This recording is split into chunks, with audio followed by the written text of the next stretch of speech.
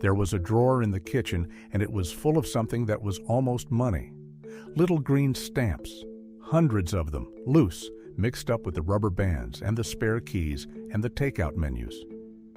And on a quiet afternoon, your mother would sit you down at the table with a damp sponge and a paper book, and your job was to lick. You licked the stamps, or you pressed them on the sponge if you were a sensible child, and you stuck them into the book, row after row, page after page, 50 to a page, 24 pages to fill. And when the book was full, it was worth something real. A toaster, a lamp, a baseball glove. These were S&H Green Stamps. And for most of the 20th century, they were one of the strangest and most beloved things in American life. A second little economy, running right alongside the real one, paid out a lick at a time. If you are too young to remember them, your parents are not. Let me tell you what they were, how they got into nearly every kitchen drawer in the country, and why they quietly disappeared. The company behind them was old, older than you would guess. Two men named Sperry and Hutchinson started it back in 1896, which is where the S and the H come from. Their idea was clever, and it was built on a simple truth about people. We will go a little out of our way and spend a little more if we feel like we are getting something extra for free. Here is how it worked. A store would buy the stamps from the Sperry and Hutchinson company, then the store would give those stamps to you, the shopper, based on how much you spent. A few stamps for a small purchase, a fat strip of them for a big one. The grocery store gave them out. The gas station gave them out. The department store gave them out. And because one store on the block gave green stamps and the store next door did not, you went to the one that did. That was the whole trick. The stamps bought your loyalty. You took your stamps home and you put them in the drawer. And over weeks and months, between the groceries and the gasoline and everything else, they piled up. The stamps came in little ones worth a single point, and bigger ones worth 10, and fat ones worth 50. And you saved them all. Then came the licking. You stuck them into those little books, and each full book was worth a fixed number of points. And once you had enough books, you went to the magic part, the catalog. Sperry and Hutchinson put out a thick catalog, and oh, it was a wonderful thing to a kid. They called it the Idea Book, and it was full of everything a family could want. Toasters and mixers and clocks, lamps and luggage and lawn chairs, toys, fishing rods, bicycles, wristwatches, dishes, tools. You did not buy any of it with money. You bought it with books of stamps. So many books for a clock radio. So many more for a tent, a whole stack of them for the big-ticket dream item. Children would lie on the floor with that catalog for hours, the way some kids did with the Christmas wish book, picking out the bicycle they were saving for, counting the books, doing the math, begging their mother to fill the drawer a little faster. Let me give you a feel for the numbers, because they are a little staggering. A single book held about 1,200 points, and a decent item in that catalog might cost you several books. A nice toaster, a few books, a bicycle, a whole tall stack of them. A big piece of furniture could run to dozens, so a family might lick and paste for a year or more to earn one good prize. Think of the groceries behind that. Think of the gasoline, the dozens of trips to the store, the steady loyalty week after week, all of it slowly turning into a single, shining thing on a redemption center shelf. The stamps made you earn the reward the slow way, and that slowness was somehow part of the pleasure. And when you finally had enough, you took your fat, swollen books down to a special store called a redemption center. You handed the books across the counter, and a clerk handed you the thing you had been licking stamps toward for a year. You walked out with a real solid object that had cost you not $1, only patience and a sore tongue. Now, before I tell you how enormous this got, let me ask you to do the small thing. Subscribe. If you remember a kitchen drawer full of green stamps, you and I are kin, and I would love to keep showing you the America that used to be. It costs you a tap, and it means the world to me. So, how big did the green stamps get? Bigger than you are ready for. In the 1960s, at the very height of it, the Sperry and Hutchinson Company was printing and handing out more stamps than the United States government was printing postage. Read that again. A loyalty gimmick from the grocery store was issuing more little gummed stamps than the entire U.S. Postal Service. And that catalog, the wonderful idea book, was being printed and shipped out by the tens of millions every year. By some measures, it was one of the most widely distributed publications in the whole country. More households had the stamp catalog than had most magazines. This was not a niche thing. This was the water that American shopping swam in. 2 out of 3 families in the country were saving some kind of trading stamp. Green stamps were the biggest, but there were rivals, other colors, other companies, all of them running the same game. And S&H was not alone. The idea worked so well that rivals piled in with their own colors.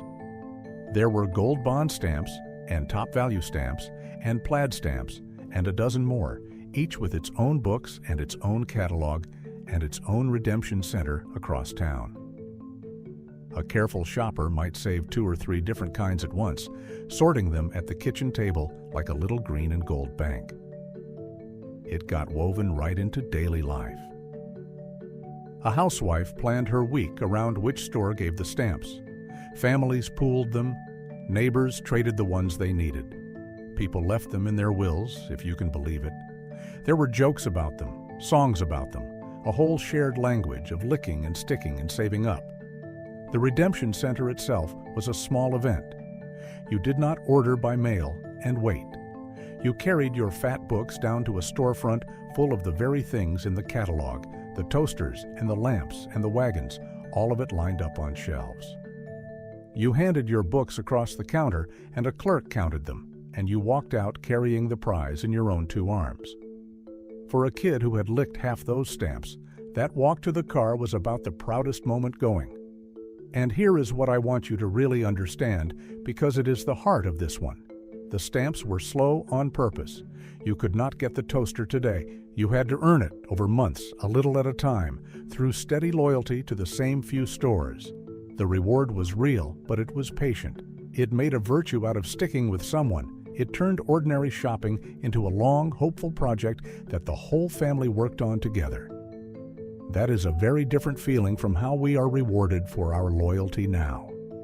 Hold that thought, because we are coming back to it, and it is the whole reason this one is worth your time. And if it is worth your time, subscribe, would you? I make these for the people who still feel something at the sight of a kitchen drawer full of green stamps, and I would like to keep making them. So what happened? How does a thing that big in 2 out of 3 kitchens in America just go away? The 1970s happened, mostly, and the trouble started with the economy. The decade brought hard times, recessions, rising prices. And when money gets tight, 2 things happen to a scheme like green stamps, and both of them are fatal. First, the stores started to crack.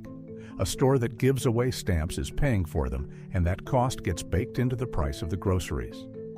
When shoppers got squeezed and started hunting for the lowest possible price, a new kind of store rose up to meet them. The discount store, the one that said, very plainly, we do not give stamps, we do not give frills, we just give you the lowest price, flat out. And a lot of shoppers, counting their pennies, decided they would rather have the lower price today than the toaster a year from now. The stamps had always been a little more expensive, hidden in the cost of the goods. In good times, nobody minded. In hard times, suddenly, they did. Second, the value of the stamps themselves quietly eroded. To keep their costs down, the program let the rewards slip. It started taking more and more books to get the same toaster. The bicycle that used to cost a reasonable stack of books now cost a mountain of them. So now you were licking more stamps for longer to get less. And people are not foolish. They did the arithmetic at the kitchen table, the same table where they used to lick the stamps, and they decided it was no longer worth the trouble. That is the death spiral right there. Fewer shoppers care, so fewer stores bother. So there are fewer stamps to collect, so even fewer shoppers care. Round and round, down and down. Through the late 1970s and into the 1980s, the great green stamp empire deflated like a slow leak. The redemption centers closed.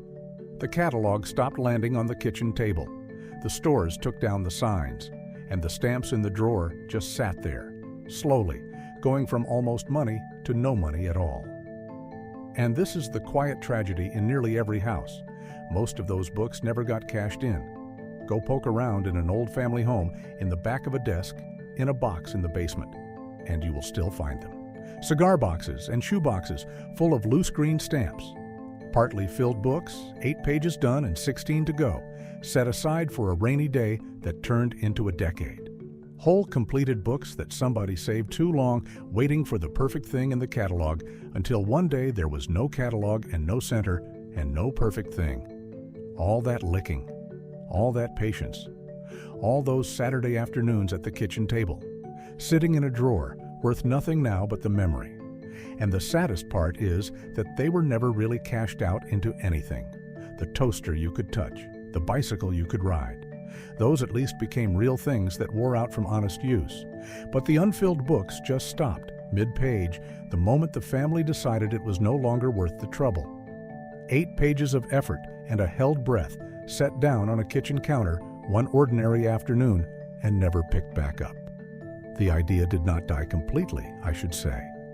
The name limped on, and years later, somebody even turned it into a digital points program, the kind you have on your telephone right now, where the loyalty card knows your name and the rewards arrive as numbers on a screen. They even kept the green in it. The same old idea, in a new coat, running quietly behind a piece of glass. And honestly, that is the part that gets me. The machine never went anywhere. We just took the stamps out of your hands. The whole green stamp scheme is still running, all of it, in every store you walk into, except now a computer does the licking and the saving and the counting for you, and you never see a single stamp. The idea did not die completely, I should say. And that, oddly, is the thing that makes me want to tell this story at all, because we never actually got rid of the green stamps.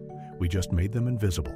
Every grocery card in your wallet, every points app, every buy 10 get 1 free, every airline mile, all of it is the same machine Sperry and Hutchinson built in 1896. Spend with us, and we will give you a little something extra to keep you coming back.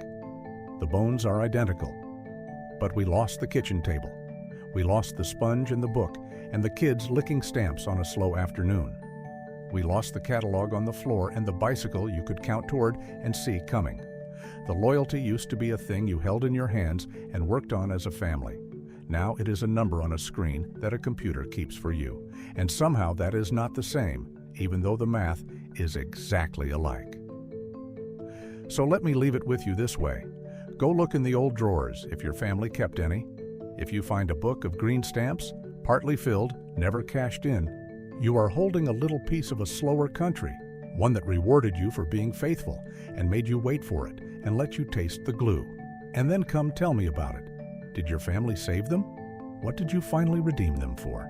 Did you ever get the bicycle, or is it still sitting in the catalog of your memory at so many books you never quite reached? Leave it in the comments. I read them all, and they are how these little vanished things stay alive a while longer. Subscribe too, so the next one finds you. There is a whole drawer full of forgotten America left to go through, and I am in no hurry to reach the bottom of it. 2 men had a simple idea in 1896. Give people a little something extra, and they will stay loyal, and they will wait. They were right for almost 100 years. The stamps are worthless now. But somewhere in your family there may be a book of them still, glued in by a child who is grown or gone, saved toward a prize that never came. And that, I think, is worth more than the toaster ever was.